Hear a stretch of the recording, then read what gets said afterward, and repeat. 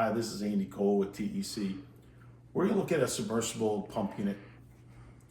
It's just a nice little unit, and it has a Maxon valve. The Maxon valve is really a very prevalent valve for hydraulic elevators, and it's easy to adjust.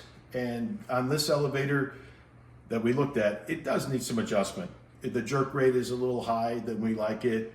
And the speeds in the up direction need to be brought up to the OEM standards. So, but you can really adjust it well with this valve. So we like this valve a lot, and it is very prevalent with submersible pump units.